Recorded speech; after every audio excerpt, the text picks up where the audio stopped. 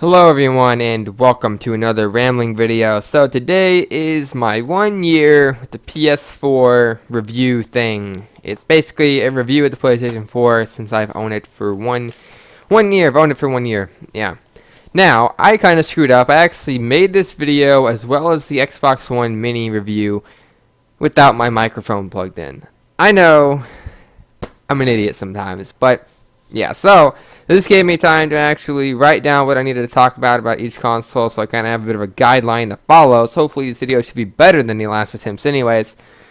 So let's go ahead and get started. So in the background, over here, not over there, is the PS4. You know, it's because I'm doing the PS4 review, might as well have the PS4 up in the background. So yeah, let's go ahead and get started. So, to start off this review, we need to take a look at the PlayStation 4 Reveal event held in February of 2013. So, the reveal was pretty freaking sweet, I have to say. I remember when I watched this reveal, I was sitting on the floor. I didn't have a desk at the time. I was basically sitting on the floor, recording or watching it on my computer. You know, and I was, it was great. It was just great. That's the only word I really have for it. It was a really great reveal. They revealed, they did a lot of gameplay stuff. They showed off Killzone's Shadowfall. They showed off, I think the Heavy Rain developers showed off like a really awesome high resolution face or something like that. And then they had some more third party games, stuff like that, as well as I think some more exclusives like the Order 1886 and stuff like that. So the games they revealed was really great. It was kind of like Sony apologizing for back in when they revealed the PlayStation 3 back in like 2006, because yeah, the PlayStation 3 really was not very successful. You know, when it was released in 2006. So yeah, then they revealed the specs of the console running on x86 architecture. It's more akin to a PC now, which should make it easier to develop on. You had 8 gigs of DDR5 RAM. Holy frick, throw your stuff in the air because that's pretty freaking great. GDDR5, not actually DDR5, but graphics RAM, obviously. GDDR5, though, which is really expensive, very efficient RAM. So people were really surprised. We all thought it was going to be 4 gigs of DDR3 RAM, or GDDR3 RAM, but it was actually a pretty big surprise. I think the console's speed was like 1.84 teraflops. Teraflops is a funny word, I guess. And, they also revealed the controller. They also, revealed the share button and how the share button works. You can take your PS4 controller and you can press the share button and you can upload a picture to Twitter, a video to Twitter, or whatever. Yeah, it was a really great reveal. I'm not going to talk much about the PS4 controller since I've already did a comparison video with it. I will talk a lot about the Xbox One controller in the video. I hit my mic on accident doing that. Yeah. But yeah, they did a really awesome job on their reveal. You have to give props to Sony for doing a really awesome reveal because it was pretty good. So, let's talk a little bit about the controller. I was obviously really surprised that the controller looked different than the DualShock 3. My DualShock 3 is not in the room with me, so I can't pick it up. But good improvement over the DualShock 3. Really great improvement. I already liked the DualShock 3 controller, but this controller is ages better than the DualShock 3 controller ever will be. My only complaints with the controller are the thumbsticks. My fingers do slip off them sometimes. You can go back to the top there. But overall, this controller is freaking solid. Rock solid controller. Only problem is the thumbsticks, obviously, but really solid controller. Way better than the DualShock 3. We already talked about the DualShock 4. So, let's move on to the UI, the user interface of the PlayStation 4. I do not know what it's called. I know the PS3 was XMB, the Across Media Bar. But yeah, let's talk about the UI. So I'm going to try to get out of the way. It's a little hard to see that. I will apologize. But yeah, it's a very simple interface. Basically, for the main, you have all your applications and games right here, and you can scroll through them like that. And you can press down on them, and if it would work, and you can get some extra information. When you go above you, you have your notifications, your friends, your messages, your party, your profile, your trophies, your settings, your power, and the PlayStation Store. It's a very simple interface that is very easy to access and use.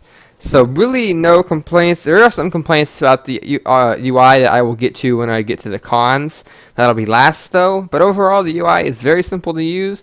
I actually had to take off my theme. I usually use the 20th anniversary PlayStation theme, but it's because you wouldn't be able to see the screen at all. You're lucky to be able to see it right now when I switched it back to blue, but if I had it on the PS4 anniversary or the PlayStation anniversary one, you would not even be able to see anything on the screen. So the UI was it's very simple to use and easy to use. So let's talk about the looks of the console. So in the console, I'm pretty sure I just said console. It's console. But yeah, I'm really surprised about the PlayStation 4 because it is actually a very small console. A lot of people were actually really surprised that they were able to fit a freaking power supply into that thing. It's a pencil. I'm actually surprised too. There are some cons about this look and design though, or just the console itself. There are some cons about that, but I love the angular design that we have here, kind of like that trapezoid look. The mat, there'll be a picture of PS4 up on the screen somewhere for you guys. The light bar, and then like how the USB ports and the buttons and the disk drive. If you're wondering, like I'm looking over here, it's because PS4 sits right here. Are hidden into the console. And this looks very sleek and futuristic, and it looks awesome. So it's time to get into some cons.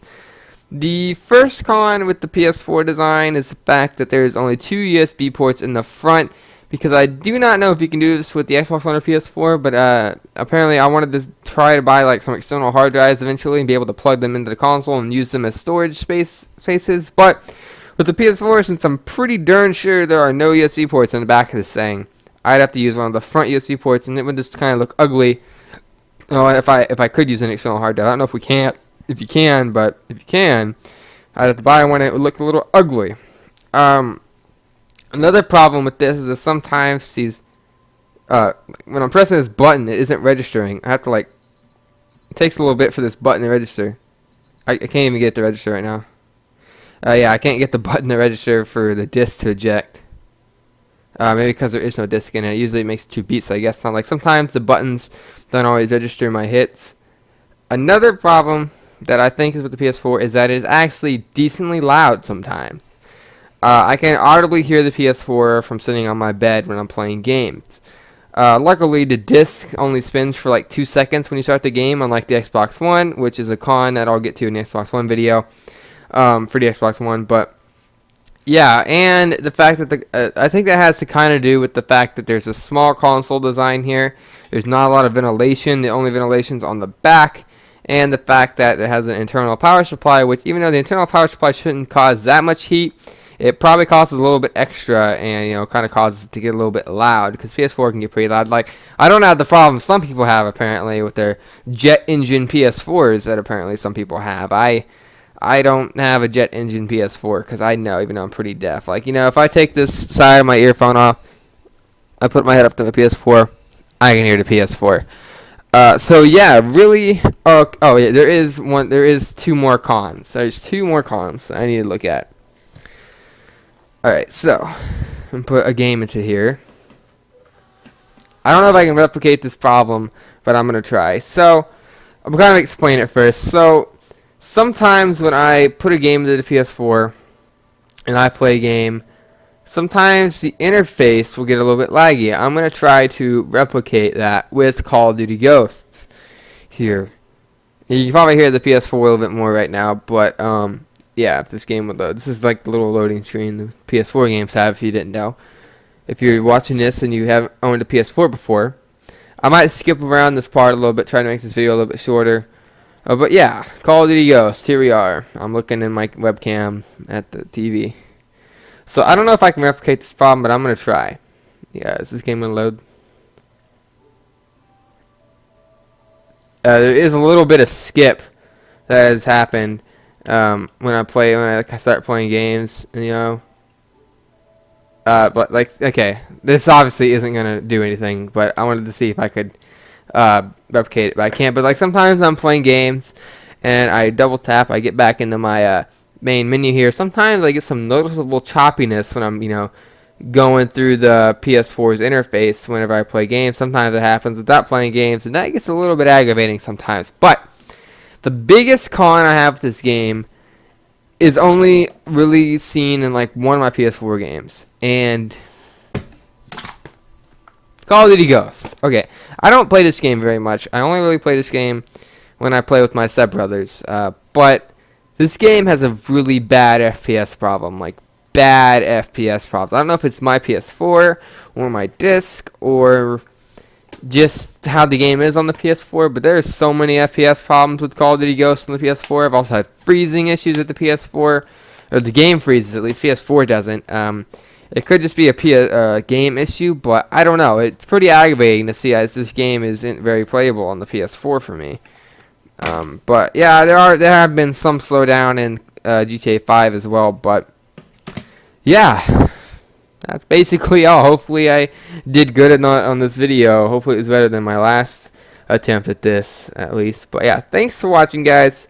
Hope you enjoyed the PlayStation 4 1-year review. Next video will also be another rambling video. We're going to be taking a look at the Xbox One. It'll be a little mini review.